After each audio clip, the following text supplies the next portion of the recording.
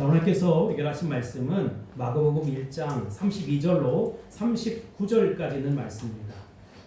성숙한 기도의 절정, 성숙한 기도의 절정이라고 하는 제목으로 하나님 말씀드리기 원합니다. 영국 런던에는 웨스트민스터 채플이라고 하는 교회가 있습니다. 아주 유명한 교회입니다.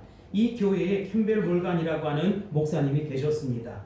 그분 인생의 커다란 즐거움 중에 하나는 매일 오후 저녁 무렵 사랑하는 딸의 손을 잡고 런던의 하이크 파크를 이제 산책하는 일이었다고 합니다. 그런데 어느 해 크리스마스가 가까워진 어느 날 갑자기 딸이 며칠간은 아빠 같이 산책을 할 수 없어 이렇게 이야기를 하는 거예요. 그런데 그 이유를 묻지 말아달라 이렇게 이야기하는 것입니다. 그 말을 들은 아빠가 얼마나 마음이 서운한지 알 수가 없었어요. 그러나 몰간 박사는 그 이유를 성탄절 아침에야 알게 되었다는 것입니다. 사랑하는 딸이 이 성탄 선물로 아버지께 드릴 슬리퍼를 만드느라고 시간이 필요했던 것이지요. 성탄절 아침 이 선물을 받으면서 몰간 박사는 사랑하는 딸에게 말을 했다고 하는 것입니다. 사랑하는 딸아, 너무너무 고맙다. 참 고맙다. 이것을 만드느라 얼마나 수고가 많았니? 그런데 솔직히 정직하게 이야기하면 이 아빠는 슬리퍼 선물보다도 내가 나와 함께 같이 손잡고 산책하는 것이 더 좋단다 라고 이야기했다는 것입니다. 나는 하나님 아버지도 같은 마음을 가지고 계시지 않을까 이런 생각을 했습니다. 때로 우리는 하나님의 영광을 위해서 사느라고 애를 쓰고 기를 쓰고 용을 씁니다. 그러나 어쩌면 그때 하나님께서 이렇게 말씀하실지도 모르겠습니다. 얘야, 내가 나를 위해서 일하는 거 참 좋다. 나와 같이 좀 있어주지 않을래? 이렇게 얘기하는 것이지요. 성경학자였던 A.W. 토저라고 하는 박사는 이런 얘기를 했어요.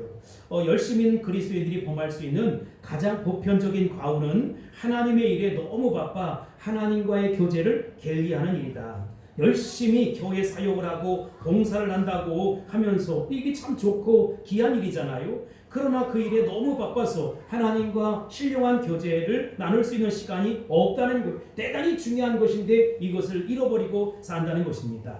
토저 박사는 계속해서 이런 얘기를 합니다. 이런 사람들, 즉 하나님과의 교제를 등한히 여기는 사람들은 조만간 하나님에 대한 의욕을 잃어버리고 시험에 들 가능성이 크다. 만약에 하나님과의 교제를 게을리한다면 그 교제에서 얻어지는 충만함이라든지 안식이라든지 마음의 평안을 얻을 수 없고 더 이상 하나님의 일을, 하나님의 사역을 계속할 수 없다는 것입니다. 우리는 그 일에 대해서 의욕을 잃어버릴 수밖에 없는 것이지요. 나는 예수님이 33세의 짧은 생애를 살면서 놀라운 하나님의 사명, 구원 사역을 감당할 수 있었던, 성취할 수 있었던 비결이 뭘까? 그것을 곰곰이 지난 한 주간 생각해 보았어요. 그리고 내가 내린 결론은 예수님의 기도 생활이 그 비결이다. 이런 결론을 갖게 되었습니다.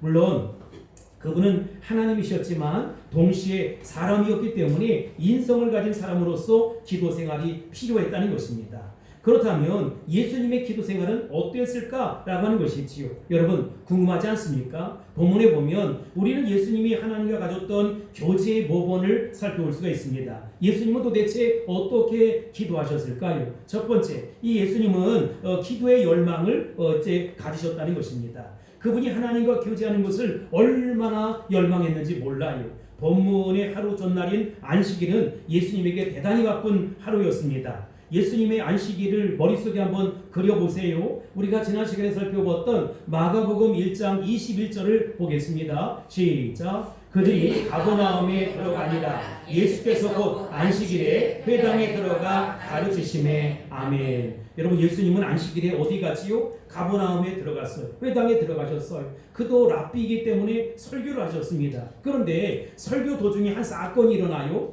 예배를 방해하는 귀신 들린 사람의 부르짖는 소리가 있었다는 것입니다. 예수님은 그를 주목하면서 그에게 들어갔던 귀신을 쫓아내는 축사 사역을 감당하셨습니다. 귀신과 영적인 대결을 했다 이 말이지요. 그렇게 귀신을 위해서 귀신 들린 자를 위해서 기도해주는 그 일, 정말로 많은 영적인 에너지가 고갈되는 일이었어요. 그리고 이제 예배가 끝납니다. 예수님에게는 안식이 필요했을 거예요. 그래서 베드로는 자기 집에 가자 이렇게 집으로 초대를 합니다. 1장 29절을 보세요. 시작. 배당에서 나와 곧 야고보와 요한과 함께 시몬과 안드레의 집에 들어가시니 아멘. 예수님은 안식을 위해 시몬 베드로의 집, 그 안드레와 형제이니까 이 집에 들어가셨단 말이지요. 그러나 막상 그 집에 들어가니까 또 다른 사건이 기다리고 있었다. 시몬 베드로의 장모가 열병에 누워 있었다는 것입니다.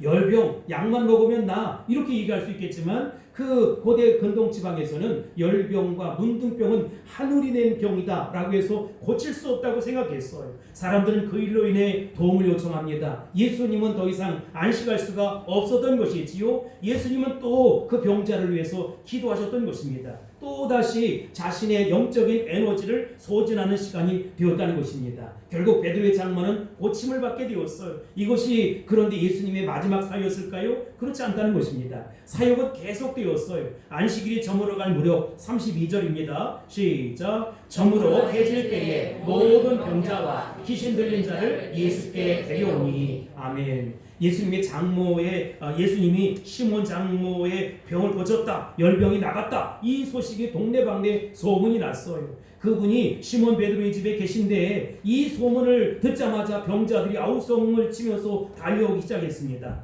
병자들이 얼마나 많이 왔는지 마가는 재치 있게 약간의 과장법을 사용합니다. 흥미있는 이 표현을 주목해 보시기 바랍니다. 33절입니다. 시작. 온 동네가 그 문 앞에 모였더라. 아멘. 문자 그대로 그 마을 안에 있는 온갖 병자들, 내과, 외과, 산부인과, 비뇨기과, 별별 환자들이 총출동해서 시몬 베드로의 집 앞에 모여들었다는 것입니다. 예수님의 도우심을 받기 위해서 모여들었다는 것입니다. 근데 예수님은 어떻게 하셨습니까? 34절입니다. 시작. 예수께서 각종 병이 든 많은 사람을 고치시며 많은 귀신을 내쫓으시되 귀신이 자기를 알므로 그 말하는 것을 허락하지 아니하시니라. 아멘. 수많은 사람을 위해서 예수님은 계속 기도하셨어요. 안식일의 밤은 그렇게 점점 저물어 갑니다. 얼마나 바쁜 하루였겠습니까? 예수님은 얼마나 피곤하셨겠어요. 그런데 안식일이 지나고 이튿날 아침이 되었습니다. 저나 여러분이 만약 예수님처럼 그렇게 바쁜 하루를 보냈더라면 그 특별한 그 안식을 보내고 난 하루 그 약속이 별로 없다. 그러면 여러분 그 아침은 어떻게 맞이할까요? 그 바쁜 하루를 보냈으니까 오늘 좀 늦잠을 자자, 늘어지게 자자, 쉬자 뭐 이런 생각하지 않았을까요? 그러나 이튿날 아침 성경은 예수님이 무엇라고 말씀하셨는지 보시기 바랍니다. 35절입니다. 시작. 새벽 아직도 밝기 전에 예수께서 일어나다가 한적한 곳으로 가사 거기서 기도하시더니 아멘. 거기서 뭘 하셨다고요? 기도. 그처럼 바쁜 하루를 지낸 이튿날 새벽 아직도 밝기 전에 예수님은 일어나 기도하기 시작했다는 것입니다. 예수님에게 기도는 무엇이었습니까? 만약에 여러분 기도가 의무라고 생각한다면 이렇게 피곤한 날 무슨 기도야 이렇게 이야기할 수 있었을 거예요. 수행하기 참 어려웠다는 것이지요. 그러나 예수님에게 기도는 의무가 아니라 특권이었다는 것입니다. 예수님은 기도하면서 쉬셨고 기도하면서 새로운 힘을 공급받았고 지나간 하루의 스트레스를 기도하면서 풀 수 있었다는 것입니다. 나는 예수님도 인간성을 입고 이 땅에 오셨기 때문에 우리처럼 스트레스를 받았을 것이다 이런 생각을 해요. 그렇다면 여러분 스트레스가 무엇입니까? 요즘 현대인들을 가장 괴롭히는 것이 스트레스라고 합니다. 누군가는 스트레스를 이렇게 정의했더라고요. 외부로부터의 자극에 의해 사람의 몸과 마음의 균형이 깨진 상태, 이게 바로 스트레스라는 것입니다. 아주 적절한 정의라고 생각해요. 몸과 마음의 균형이 깨지게 되면 내 몸이 마음을 따르지 못한다는 것입니다. 그래서 사람들은 허우적거리게 되는데 그게 바로 스트레스 현상이라는 것이지요. 그런데 예수님은 이 스트레스를 어떻게 극복하셨느냐? 기도로 극복하셨다는 것입니다. 기도하시면서 쉬신 것이지요. 여러분 아무리 피곤해도 즐거운 일을 하면 금방 피곤이 풀리게 된다는 것입니다. 예수님에게 기도는 의무가 아니라 특권이었다는 것입니다. 그러므로 예수님에게 기도는 고통이 아니라 즐거운 일이었다는 것이지요. 어떤 사람에게는 기도와 예배가 아주 즐거운 시간입니다. 예배 드리고 나면 새 힘을 얻게 되는 것입니다. 예배하면서 참된 영적인 힘을 갖게 되는 것입니다. 예배는 우리에게 이처럼 영적인 안식을 허락해 주신다는 것입니다. 기도도 안식을 허락해 주시고 예배도 안식을 허락해 주시는 것이지요. 예수님은 기도로 새 힘을 공급받았습니다. 하루를 바쁘게 보내시고 피곤해서 잠자리에 들 때 예수님 벌써 이런 생각을 했을지도 모르겠어요. 내일 아침 일찍 일어나서 아버지와 친밀한 교제를 나눠야지. 내일 아침 일찍 일어나서 아버지와 친밀한 교제를 해야지. 나는 예수님 이러한 모습을 볼 때 유명한 종교개혁자 마틴 루터가 생각이 납니다. 그는 이렇게 얘기를 했어요. 요즘 나는 바빠진다. 더 기도해야겠다. 그는 영적인 일기에 이렇게 썼습니다. 요즘 내가 너무 바빠진다. 기도할 시간이 없다. 우리 보통 이렇게 이야기할 터인데 루터는 그렇게 얘기하지 않았어요. 루터에게서 기도란 바쁨과 바쁨이 가둬져주는 피곤을 극복할 수 있는 세심, 이 용기의 공급원이었다는 것입니다. 실제로 루터는 보통 날은 1시간 정도 기도를 했다고 그래요. 그런데 정말 바빠지면 어떻게 하느냐? 한 2시간 정도를 기도했다는 것입니다. 보통 때는 1시간 정도 기도를 하다가 정말로 바쁜 일이 찾아오면 더 매달려서 내가 어떻게 이 사명을, 이 일을 감당해야 합니까? 하면서 하나님 앞에 도우심을 요청했다는 것이지요. 루터는 마지막 생애가 다가왔을 때 하루 24시간 중에 시간에 11조를 해야겠다. 그래가지고 적어도 2시간 넘게 하나님 앞에 엎드려져 기도했다는 것입니다. 여러분, 왜 그랬을까요? 그에게 있어서 기도는 안식이었기 때문에 그렇다는 것이지요. 그에게 있어서 기도는 능력이었기 때문에 그렇다는 것입니다. 그에게 있어서 기도는 즐거운 일이기 때문에 그렇다는 것입니다. 의무가 아니라 특권, 하나님의 자녀만 가질 수 있는 특권이다 생각했기 때문에 그는 바쁠수록 더 많이 기도했다는 것입니다. 이처럼 우리 주님도 기도를 사모하셨어요. 그에게 아버지와의 만남은 육신이 사랑하는 어떤 사람을 만나는 일보다 더 즐겁고 행복함이고 사모함이었다는 것입니다. 그 시편 기자의 고백을 들어보세요. 시편 42편 1절에 보면 하나님이여 사슴이 시냇물을 찾기에 갈급한 같이 내 영혼이 주를 찾기에 갈급하니이다. 이런 고백을 합니다. 사람마다 어떤 열망을 가지며 일생을 살아갑니다. 이 순간 여러분과 저를 지배하고 있는 가장 강렬한 열망은 도대체 무엇입니까? 어떤 사람은 부자가 되기를 열망합니다. 어떤 사람은 인기를 갖고자 열망합니다. 어떤 사람은 명예를 갖고자 열망합니다. 또 어떤 사람들은 출세를 하고자 열망하고 또 어떤 사람들은 자기의 욕망을 채우고자 열망한다는 것입니다. 그렇다면 여러분의 가장 큰 열망은 도대체 무엇입니까? 우리 주님의 열망, 우리 주님을 지배하고 있었던 가장 커다란 열망은 하나님과의 교제였다는 것입니다. 하나님을 만나고 싶다. 나를 창조하신 하나님의 깊은 임재 속에 들어가고 싶다. 깊은 기도를 경험하고 싶다. 살아계신 하나님의 놀랍고 아름다운 그 임재 속에 내가 들어가고 싶다. 이런 기도의 열망을 저와 여러분이 가질 수 있게 되길 바랍니다. 우리 주님이 가지셨던 것과 동일한 기도의 열망을 하나님께서 저와 여러분에게 부어주시기를 주 이름으로 축복합니다. 아멘이신가요?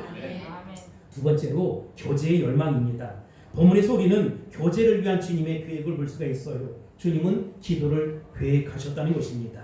나는 우리 주님이 피곤한 안식일을 마치고 하루를 마무리할 즈음 틀림없이 이튿날 아침을 계획했을 것이다 믿어요. 내일 아침 일찍 일어나서 내 사랑하는 하나님 아버지와 친밀한 교제를 가져야지. 그렇습니다. 주님은 이처럼 기도의 교제를 위해서 적합한 시간, 적합한 장소를 결정하셨다는 것입니다. 의도적으로 계획하셨다는 것이지요. 주님은 언제 기도하셨습니까? 오늘 본문에 보니까 새벽 아직도 밝기 전에 기도하셨다는 거예요. 어디 가서 기도하셨습니까? 한적한 곳을 찾아가서 기도하셨다는 것입니다. 마가복음 1장 35절을 다시 한번 읽어보겠습니다. 시작. 새벽 아직도 밝기 전에 예수께서 일어나 나가 한적한 곳으로 가사 거기서 기도하시더니 아멘. 새벽 아직도 밝기 전은 모든 만물이 새로운 출발을 기다리며 잠들어 있는 여명의 시간입니다. 장사꾼들의 떠드는 소리가 들리지 않는 조용한 시간, 술주저뱅이들의 아우성이 들리지 않고 아이들의 치기 어린 소리도 없는 세상의 온갖 시끄러운 소리가 잠잠할 때입니다. 얼마나 기도하기 좋은 시간이에요. 그리고 그 누구의 방해도 받지 않는 골방에서, 그는 아늑한 산자락 한적한 곳에서 또 주님은 미리 눈여겨보았던 그 장소에서 살아계신 하나님 앞에 엎드려서 기도하셨다는 것입니다. 사랑하는 여러분, 이렇게 일정한 시간 또는 최적의 시간을 구별해서 기도한다는 것이 얼마나 중요한지 몰라요. 그렇다고 해서 본문을 지나치게 확대 적용하거나 해석할 필요는 없다. 예수님은 일생 기도하셨다거나 또 그러니까 마땅히 우리도 일생 새벽에 일어나 기도하자 이런 주장은 옳지 않아요. 올바른 해석이 아니라는 것이지요. 예수님이 그날 새벽에 기도하신 것은 분명한데 매일 기도하셨느냐 그건 잘 모르겠어요. 물론 새벽에 기도하는 것은 아주 영적으로 좋은 일입니다. 필요하고 영적으로 유익한 사건입니다. 또 거룩한 일입니다. 우리 신앙의 선배들은 새벽 기도를 통해서 하나님의 영감을 얻고 놀라운 축복을 경험했다는 것입니다. 그러나 새벽 기도를 율법화시키지는 말자. 새벽을 통해서 내가 영적인 유익을 얻는 것은 대단히 중요하지만 기도하지 않는 새벽 기도하지 않는 사람들을 정지하지 말자는 거예요. 새벽 기도 나와서 누가 나왔나 점검하지 말자는 거예요. 새벽 기도 나와서 목사님이 권사님이 장로님이 뭐라고 기도하는지 그 듣지 말자는 거예요. 그렇게 접근해달라는 그 기도가 율법적인 접근이라는 것입니다. 나에게 영적인 유익이 전혀 없다. 자기 영적인 유익을 위해서 새벽을 활용할 수 있게 되길 바랍니다. 새벽 기도는 좋은 것입니다. 그러나 그것으로 남을 정죄하지 말자는 것입니다. 우리 교회 많은 성도들은 새벽 시간이 아니어도 경건의 시간을 충분히 갖고 기도하는 줄로 확신합니다. 새벽을 규칙적으로 하나님 말씀 읽고 살아계신 하나님과 교제하는 것 굉장히 유익한 일이 있어요. 여러분 가끔은 말이지요 새벽 기도파와 경건파 예를 들어서 큐티파라든지 성경 읽기파라든지 이렇게 서로 아우성하고 다툴 때가 있어요. 뭐가 중요하다. 그런데 여러분 본질은 기도하는 것입니다. 어떻게 기도하느냐가 하는 방식은 그렇게 중요하지 않아요. 나는 우리 교회 많은 성도들이 더 열심히 새벽 기도에 나올 수 있게 되길 바랍니다. 여러분 새벽에 나와보셨어요? 새벽에 나와서 이 물된 동산교에서 기도해 보셨어요? 이 동산에서 만난 새벽은 정말 환상적입니다. 청명한 공기 속에서 만난 새벽이 얼마나 좋은지 알 수가 없어요. 저는 여러분이 새벽 기도에 열심히 참여할 수 있게 되길 바랍니다. 성경 읽기도 열심히 참여할 수 있게 되길 바랍니다. 방식은 중요하지 않아요. 본질이 중요한 것입니다. 기도한다는 사실이 중요한 것입니다. 그리고 기도할 때 자기에게 알맞은 장소, 알맞은 시간이 중요한 것이지요. 어떤 사람들은 부득이한 사정으로 새벽에 나올 수 없어요. 아이들의 학교 문제, 출근 문제, 직장 문제, 거리 문제 때문에 어려울 수 있다는 것이지요. 오후는 안 될까요? 오전은 안 될까요? 여러분 자기에게 적당한 시간, 적당한 장소를 선택하라는 것입니다. 중요한 것은 하나님 앞에서 기도를 계획하는 것입니다. 계획은 습관을 가져다 줄 수 있기 때문이라는 것이지요. 자녀들에게 공부를 시켜보면 제일 힘든 게 뭐예요? 공부하는 것을 습관화하는 것입니다. 공부하는 습관을 갖도록 하는데 가장 중요한 것은 공부를 위해서 일정한 시간을 정하는 거예요. 그리고 어디에서 공부할 것이냐 장소를 정하는 것입니다. 그렇게 되면 시간과 장소가 정해지고 공부를 하게 되면 그 공부가 습관이 되고 좋은 습관은 결국 그에게 생산성 있는 시간을 갖게 한다는 것입니다. 기도를 열망할 수 있게 되길 바랍니다. 그리고 기도를 계획할 수 있게 되길 바랍니다. 빌리 썬데이라고 하는 야구 선수가 있었어요. 이분이 예수님을 만났습니다. 나중에 목사님이 되셨는데 그가 교회 갔을 때 교회에서 한 선배 신앙인에게 이런 도전을 받았다는 것입니다. 자네 신앙생활에 성공하고 싶은가? 네, 성공하고 싶어요. 그러면 세 가지를 계획하게. 그 세 가지가 뭔데요? 첫째, 날마다 15분 기도하기. 둘째, 날마다 15분 성경 읽기. 셋째, 날마다 15분 내가 만난 예수님을 다른 사람에게 전하기. 얼마나 단순한 15분 동안 기도하고 15분 동안 성경 읽고 15분 동안 전도한다는 거예요. 여러분 너무나 단순하지요? 근데 여러분 하나님은 단순한 사람을 쓰신다는 것입니다. 복잡한 사람은 하나님 보시기에도 복잡해서 안 쓰는 것 같아요. 빌리 썬데이는 얼마나 단순했던지 그는 그 시간부터 15분 기도하고 15분 성경 읽고 15분 전도하는 일에 평생을 바쳤다는 것입니다. 이 사람은 빌리 그레이엄 목사님이 나오기 전에 미국에서 영적인 부흥을 일으키기 전에 미국 사회에 영적으로 도덕적으로 굉장한 각성을 깨우치고 그리고 주도했던 인물이 되었다는 것입니다. 중요한 것은 나만의 기도 시간, 나만의 기도 장소를 계획하는 것입니다. 주님처럼 살아계신 하나님, 전능하신 하나님, 사랑의 하나님, 기적의 하나님, 은혜의 하나님, 축복의 하나님 앞에 온 영광과 능력을 얻기 위해서 그는 기도를 의무로 생각하지 아니하고 특권으로 생각하고 계획하고 기도했다는 것입니다.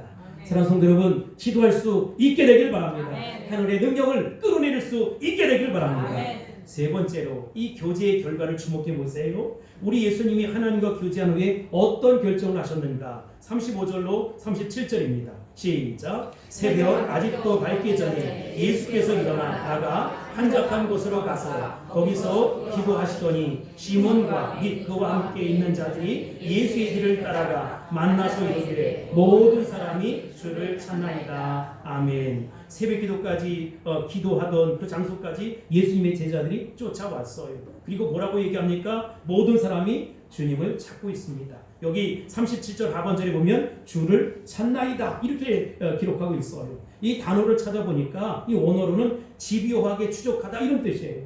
많은 사람들이 선생님을 새벽부터 집요하게 찾아왔다는 것입니다. 왜 그랬을까요? 왜 집요하게 찾아왔을까요? 전날 안식일 저녁에 많은 병자들을 고쳤다. 그것이 소문이 났던 것입니다. 새벽부터 그래서 많은 사람들이 몰려들기 시작했습니다. 그때 예수님의 제자들은 재촉합니다. 이 많은 사람이 선생님을 찾고 있는데 선생님 도대체 여기서 뭘 하십니까? 빨리 내려오셔서 그들을 위해서 기도해 주셔야지요. 이때 예수님의 반응을 보세요. 38절입니다. 시작. 이르시되 우리가 다른 마을 가까운 마을로 가자. 거기서도 전도하리니 내가 이를 위하여 왔노라 하시고 아멘. 엄격하게 얘기하면 제자들의 요청을 거절하신 것입니다. 노하신 것입니다. 선생님, 오늘 새벽부터 많은 사람들이 집요하게 추적하고 찾아와서 기다리고 있습니다. 그들을 위해서 기도해 주셔야지요. 어제와 같이 놀라운 일을 행하셔야 되지 않겠습니까? 라고 이야기하자 예수님은 뭐라고 얘기해요? 고요하고 침착한 어조로 말씀하십니다. 아니야. 오늘은 다른 계획이 있어. 오늘은 다른 마을로 가서 전도해야 돼. 예수님은 사람들의 요청이나 압력에 따라서 움직이지 않았어요. 사람들이 하자는 대로 일방적으로 질질 끌려다니지 않았다는 것입니다. 골든 맥도널드라고 하는 사람은 오늘날 현대인들에게 삶의 두 가지 그 유형이 있다는 것입니다. 하나는 충동적인 삶 혹은 끌려다니는 삶이 있고 또 다른 하나는 소명을 위한 삶, 사명을 위한 삶이 있다는 것입니다. 무엇이 중요한지를 깨닫고 생각하고 계획하고 그 사명 따라 그 소명 따라 사는 사람이 있는가 하면 별 의미 없는 곳에 바쁘다 하면서 그 충동적인 삶을 살아가는 사람들이 있다는 것입니다. 여러분들은 어떻습니까? 사명 따라 살아갑니까? 충동 따라 살아갑니까? 나는 오늘 이 시대를 살아가는 한국인의 가장 염려스러운 문제는 충동적인 삶의 이 경향성이 있다 이런 생각을 해요. 삶의 가치관이 없습니다. 무엇이 중요한지 모르고 우선순위도 없습니다. 바쁘긴 무지 바쁜데 의미 없이 질질 끌려다니느라고 바쁘다는 거예요. 충동적으로 서다가 보니 자기 뜻대로 안 되는 일이지요. 그러니까 자기 뜻대로 안 되면 어떻게 해요? 바로 화를 내는 것입니다. 너희들이 나를, 네가 나를, 당신이 나를 그렇게 해서 이웃들을 입맛대로 그렇게 심판하고 상처도 주고 자기도 상처를 받는다는 것입니다. 그렇다면 왜 한국인들은 이처럼 여유를 잃어버리고 의미 없이 바쁘기만 하고 바쁘다 이렇게 삶을 살아갈까? 한국학을 연구하는 한 한국학 학자가 내놓은 결론을 보니까 산업화 과정 속에서 한국인들이 변질되기 시작했다는 거예요. 옛날에는 밥을 어디다 했습니까? 그 부뚜막에다 했잖아요. 그러니까 부뚜막에다가 나무를 이렇게 해서 밥을 하니까 밥이 빨리 돼요? 천천히 돼요? 천천히 되는 것이지요. 근데 언제부터 바쁘기 시작했느냐? 라면을 먹기. 라면 옆에서 먹는 그 소리만 나고 냄새만 나도 얼마나 맛있는지 알 수가 없어요. 그런데 이 라면을 먹고서부터 여유를 잃어버렸다는 것입니다. 산업화의 과정을 지내면서 급진적인 문화, 소위 인스턴트 문화가 발생했다는 것이지요. 즉각적으로 뭐가 해결돼야 된다는 것입니다. 여러분, 라면 좋지요? 드시고 싶지 않습니까? 금방 먹을 수 있고 얼마나 맛있는지 알 수가 없어요. 제가 라면을 이렇게 찾아보니까 인터넷에 옛날에는 1, 2, 3, 4, 5, 6, 7, 8, 9, 10 라면이 있더라고요. 1. 1번지 라면 2. 200량 라면 3. 삼형라면 4. 사발면 5. 500량 6. 육개장 7. 세븐라면 그리고 8. 8도 참깨라면 9는 못 찾았는데 10. 열라면이 있더라고요. 제가 동남아 단기 선교를 여러 번 갔었는데 그들은 우리보다 가난하지만 마음의 여유가 있어요. 뭐가 좋은지 막 묻고 있는 거예요. 그런데 그 사람들에게 내가 뭘 줬으면 좋겠느냐 라고 이야기하면 껌을 달라고 하거나 라면을 달라고 해요. 그래서 라면을 주면서 저는 이런 생각, 우리처럼 또 여유를 잃어버리고 사는 건 아닐까? 이런 걱정이 되는 것이지요.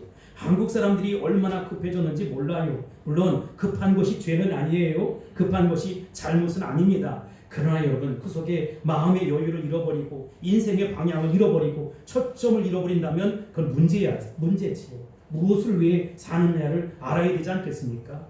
병을 고치는 것도 중요하지만 예수님이 오신 목적이 뭐냐? 예수님이 오신 목적은 병을 고치기 위해 오신 것이 아니라 오직 한 영혼, 이 전도하는 데 있다는 것입니다. 여러분 영혼이 천하보다 더 귀한 목사가 여기서 왜 목회를 하느냐? 여러분 잘 먹고 잘 살고 떵떵거리고 살기 위해서 목회하는 게 아니에요. 한 영혼을 천하보다 더 귀하게 여기며 이 귀한 영혼을 어떻게 천국으로 인도해낼까? 이거에 초점이 있고 여기에 목표가 있는 거예요. 기억할 수 있게 되길 바랍니다. 예수님의 삶의 목표도 분명히 했어. 영혼들을 어떻게 하면 천국에 이끌어갈 수 있을까? 그게 많은 상처와 아픔이 있었지요. 심지어 십자가를 걸머지는 고통을 당하고 죽음을 당했잖아요. 그런데도 그 목적을 향해, 목표를 향해, 한 방향을 향해서 뚜벅뚜벅 사는 인생을 사셨다는 것입니다. 나는 오늘 본문을 묵상하면서 야, 우리 주님도 위대하지만 제자들이 정말 굉장했구나, 영성이 뛰어났구나 이런 생각을 했어요. 그때 내가 만약 예수님의 제자 중 하나였다면 어떤 반응을 보였을까요? 오늘은 다른 마을로 가서 전도하자. 아니 선생님 안 돼요. 얼마나 많은 사람들이 집요하게 추적해서 여기까지 오셨는데 선생님을 기다리고 있는데 선생님은 지금 아주 인기가 대단하다고요. 여기서 병자를 고치셔야 합니다. 이렇게 얘기하지 않았겠어요? 그러니 예수님이 거절했을 때 제자들은 그것을 하나님의 뜻으로 알고 아멘 하고 순종했다는 것입니다. 그들에게는 영적인 풍요함이 있었고 마음의 여유가 있었다는 것입니다.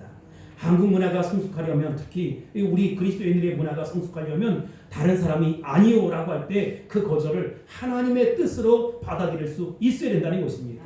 그런 성숙함이 있어야 된다는 것이지요. 우리 한국 사람들은 아니오라고 얘기하면 나를 거절해, 내 인격을 모독해 이렇게 생각하는 것이지. 아닙니다. 노라고 거절할 수 있습니다. 사람이 모든 일을 다 할 수 없지 않습니까? 어차피 인생은 선택적인 삶을 살 수밖에 없어요. 중요한 것을 선택하며 살 수밖에 없다는 것입니다. 더 중요한 일을 하는 것이 하나님의 뜻이라면 당연히 그 일을 해야 되지 않겠습니까? 내 요청은 들어주지 않아도 괜찮습니다. 내 요청은 받아들이지 않아도 괜찮습니다. 목사님, 권사님, 장로님, 집사님 염려하지 마시고 그 하나님의 일을 하시기 바랍니다. 이렇게 말할 수 있는 성숙한 그리스도인들이 우리 물대동산교회에서 많이 일어날 수 있게 되길 바랍니다. 아멘. 미국의 유명한 신학자 데이빗 맥케너라고 하는 사람이 있습니다. 그분이 시애틀에 있는 퍼시픽 유니버시티 총장으로 있을 때 그 학교가 굉장히 많이 왼쪽에 있는 분이에요. 성장했어요. 한 번은 개교 기념일에 멋진 성대한 기념식과 졸업식을 해야겠다 이렇게 계획을 했습니다. 그래서 시애틀에 오페라 하우스를 빌리고 졸업식 연사로 누구를 초대할까라고 하다가 기도하다가 그의 친구인 빌리 그레이엄 목사님을 초대하기로 했어요. 그 빌리 그레이엄 목사님 우리 이제 졸업식에 와주세요, 기념식에 와주세요 라고 했는데 이 목사님이 완곡히 거절을 하는 거예요. 그러면서 데이빗 맥커넌에게 편지를 썼는데 자신은 그 편지를 받고 감동을 받았다는 것입니다. 데이빗, 나는 당신 학교 졸업식 연사로 초대해 주니 고맙네. 그러나 내 데이빗, 나를 잘 알지 않는가? 자네와 나는 친구이고 당연히 가서 연설하는 것이 좋겠지만 나는 전도자라네. 하나님은 나를 전도자로 보내셨어. 예수 믿지 않는 더 많은 사람에게 복음을 전하게 하기 위해서 부르셨단 말이네. 졸업식에는 나보다 더 적합한 메시지를 전할 수 있는 사람들이 얼마든지 있을 수 있네. 하나님이 나를 본래 불러주신 그 부르심이 합당한 일을 할 수 있도록 나를 내버려 두지 않겠는가? 라고 했다는 것입니다.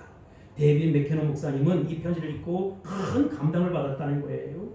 나는 자신의 초청을 거절한 빌리 그레이엄을 이해했던 데이빗 맥케너는 참 고결한 인격을 가진 분이었구나 깊은 감동을 받게 되었습니다. 남의 거절을 받아들일 줄 알아야 합니다. 인생은 내 뜻대로 되는 것이 아니에요. 하나님 뜻대로 되게 되어 있습니다. 내 뜻은 포기해야 합니다. 하나님의 거룩한 뜻을 찾아야 한다는 것입니다. 병자를 고치는 것도 중요하지만 십자가 복음이 여러 마을에 골고루 전파되는 것이 더 큰 일이고 하나님께서 예수님을 그렇게 보내셨다는 것입니다. 내가 원하고 내가 바라고 내가 기대하는 대로 안 될지라도 하나님의 복음, 십자가의 복음, 생명의 복음이 전해질 수 있다면 나는 아멘인 것이지요. 그래서 감사한 것이고 그래서 기쁜 것이고 그 당신의 뜻이 이 땅에 이루어지기를 소원합니다 라고 성숙한 기도를 할 수 있어야 된다는 것입니다. 성숙한 기도의 절정은 그 속에서 하나님의 뜻을 발견하는 것이고 그 뜻이 이루어져 가는데 나도 우리 교회도 쓰임받는 것입니다.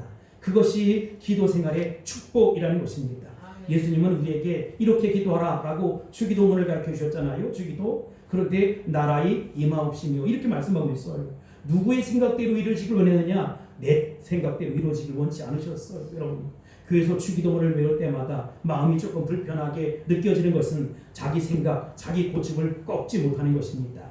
하나님의 뜻이 하늘에서 이루어진 것 같이 땅에서도 이루어지기를 원합니다 라고 하는 것이 참다운 기도 생활이에요. 하나님의 뜻을 이해하고 그 뜻에 따라 내가 쓰임받는 인생이 되는 것입니다. 이것이 궁극적으로 하나님께 쓰임받는 성도의 모습이라는 것입니다. 한 부부가 교회에 나와서 기도를 하는 거예요. 남편은 가장 엎드려서 채워주세요. 채워주세요. 주님 채워주옵소서. 풍성하게 채워주옵소서. 이렇게 기도를 합니다. 그런데 그 옆에 있던 부인이 남편을 힐끔 쳐다보더니 째려보는 거예요. 가져가소서 다 가져갔어. 여기 옆에서 그 기도를 듣고 있던 성도가 이상하다. 이 부부는 도대체 무슨 기도를 이렇게 하나? 라고 했더니 그 자세히 부인의 기도를 계속 들어보는 거예요. 그랬더니 하나님 이 인간 안 돼요.